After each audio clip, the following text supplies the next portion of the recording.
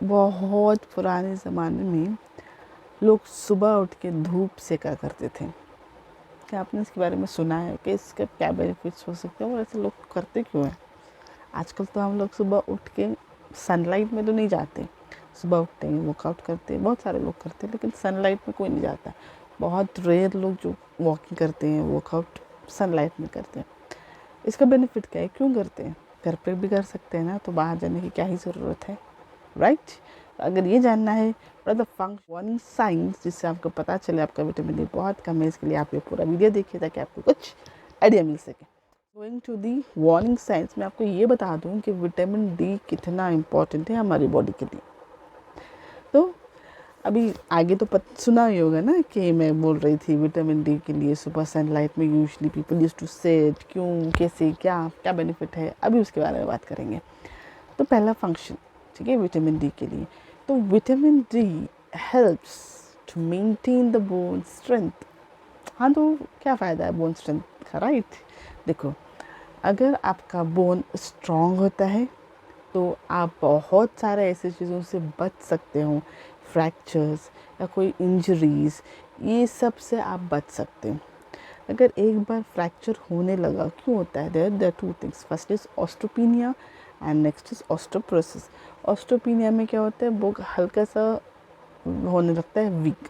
तो इसमें इससे भी ज़्यादा खतरनाक और बहुत ख़राब चीज़ है ऑस्टियोपोरोसिस। अगर ये आपको हो गया ना, यकीन मानो फ्रैक्शन ऑफ सेकेंड्स फ्रैक्चर्स होगा। आप छींक भी मारोगे ना तो भी फ्रैक्चर हो जाएगा, क्योंकि ऑस्टियोपोरोसिस इतनी घटिया चीज़ है एंड जिसको होती है ना उसको ये एक्चुअली में पता होता है कि कैसे होता है। एंड ऑस्टियोपोरोसिस अगर हो गया तो बोन डेंसिटी बहुत कम हो जाता है, ना के बराबर होता है। चलोगे, थोड़ा जंप भी करोगे ना, फ्रैक्चर। मैंने फर्स्ट में छींकने से भी फ्रैक्चर लोगों को हुआ है। तो यू कैन सी कि कितना ख़राब ऑस्टियोपोरोसिस है। अगर वो आपको नहीं चाहिए तो better take lot of vitamin D supplements और विटामिन डी रिच फूड्स और सनलाइट। तो मैं इसके आगे आपको बताऊंगी कि ऐसे कौन सी चीज़ें हैं जो आप ले सकते हो, जो ना ले सकते। पहले ये देख ली। नेक्स्ट, ठीक है, so vitamin D insufficiency in the body, ठीक है, बॉडी में इनसफिशिएंट होने की वजह से बॉडी की चीज़ें उथल पुथल हो जाती है। उथल पुथल हो जाती है इन द सेंस आपका इम्बैलेंस हो जाता है ब्लड में। अगर ब्लड में इम्बैलेंस हो गया तो जो न्यूट्रिशंस चाहिए वो नहीं मिल पा रहे, तो बॉडी क्या करेगी, कितना एडजस्ट करेगी, एक फाइनल डे पे वो एडजस्ट करना छोड़ देती है and it will give up and you will C the diseases. And next, जब आप एनॉर्मस अमाउंट ऑफ कैल्शियम लेते हो तभी तो body will react. Example I give, they says research says 1500 gram of food a person has to be taken according to the weight, ठीक है, मगर मैं अपने बॉडी को दे रही हूँ 500 to 700 ग्राम्स, तो बाकी को कौन देगा? अगर मैं पूरा अमाउंट, पूरी मात्रा अपनी बॉडी को नहीं सप्लाई कर रही हूँ तो डेफिसिट होगा ना। अगर जब डेफिसिट होगा 1 day 2 day it will manage somehow. अगर months together, years together you are doing the same protocol, then definitely weakness होगा ना।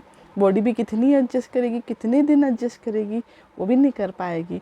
तो एक दिन ऐसा हो जाएगा कि डेफिसिट हो जाएगा एंड आपको सारे बीपी, हार्ट प्रॉब्लम्स, कैंसर्स तक होते हैं। विटामिन डी डिफिशिएंसी होती है तो colon cancer, prostate cancer, multiple sclerosis, ये एक high five condition that also can occur this immune system occur होने की वजह से होता है। Then you will see diabetes, thyroid issues, all those things plays a role when there is less amount of vitamin in the body. अगर इसको सही करना है तो what are you gonna do, ये मैं आपको लास्ट में बताऊंगी। तो मेरा पूरा वीडियो ध्यान से देखना बिना स्किप किए, क्योंकि ये बहुत इम्पॉर्टेंट चीज़ है अपनी लाइफ में, आपको बहुत नेसेसरी है। So welcome to my channel. This is Dr. Shiba Kosa, practicing physiotherapist. So let's get started. तो मैं ऐसे साइंस बताऊंगी जिससे आप खुद अंदाज़ा लगा सकते हो कि मेरी बॉडी वीक है या बहुत अच्छी है एंड बहुत अच्छे से चल रही है। तो वीडियो लास्ट तक देखोगे तो आपको खुद पता चल जाएगा कि आपकी बॉडी कौन से लेवल में आती है। सो फर्स्ट थिंग, लो इम्यूनिटी, ठीक है। लो इम्यूनिटी होने से पहले बहुत सारे लोग बोलते तो मैं तो कुछ खाती नहीं हूँ, आइसक्रीम नहीं खाती हूँ, बहुत ऐसी चीज़ें रोक देती हूँ जिसकी वजह से मुझे हार्म हो जाता है, मैं वो सब नहीं करती। क्यों नहीं करती? ठीक है, क्यों नहीं कर पाते? आइसक्रीम खाने से ज़ुकाम हो जाता है, क्यों?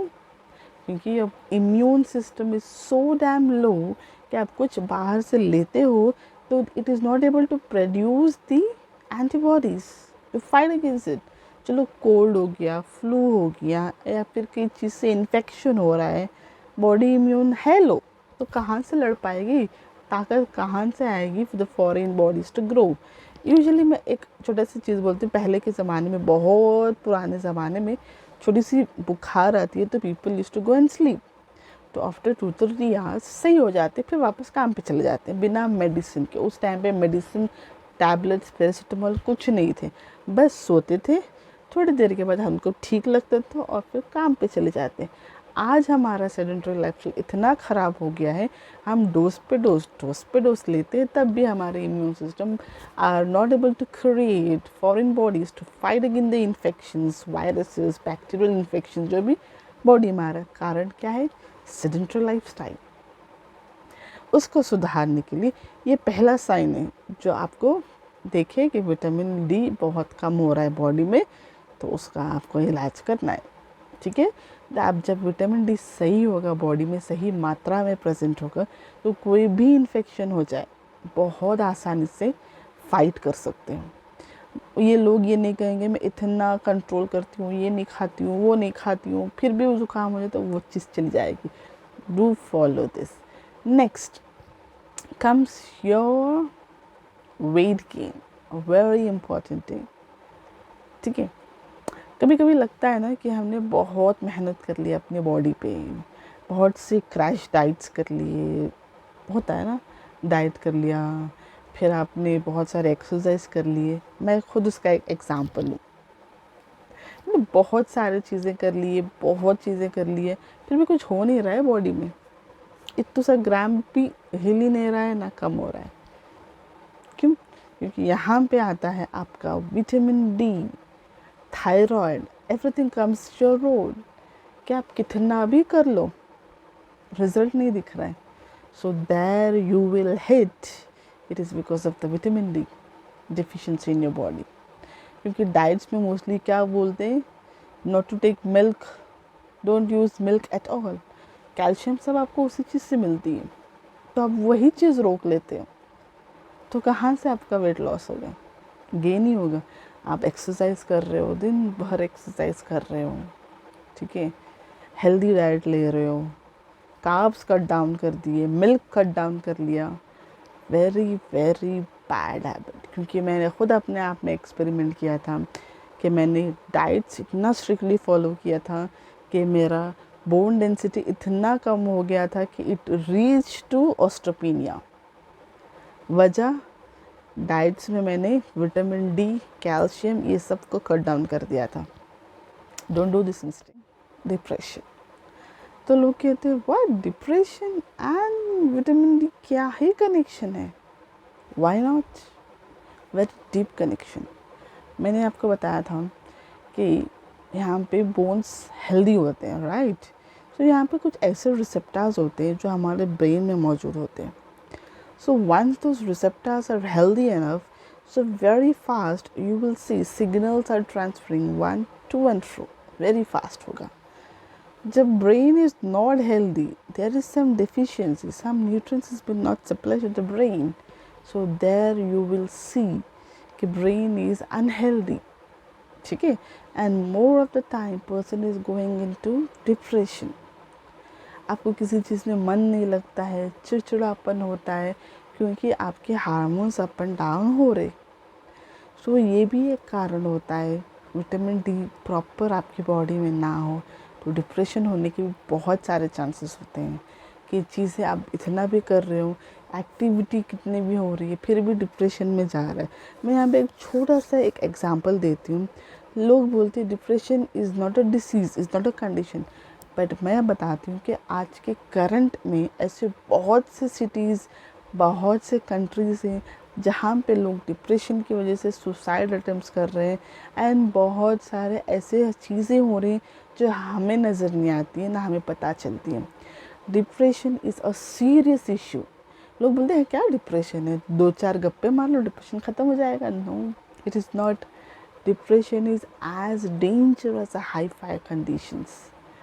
डिप्रेशन को भी बहुत ही बारीकी से ट्रीट करना पड़ता है, क्योंकि हमारी एक झूठी सलाह उनके लिए बहुत ही मायने हो जाती है, गलत मायना हो जाती है।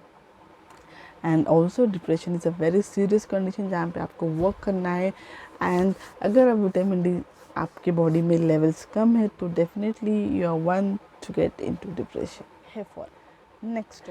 तो हेयर फॉल में आजकल इतनी ही चीज़ें आ गई है, सीरम से, कंडीशनर से, शैम्पू से, ऑयल से, बहुत सारी चीज़ें होके भी मेरा हेयर फॉल हो ही रहा है। ठीक है, तो क्या करना है?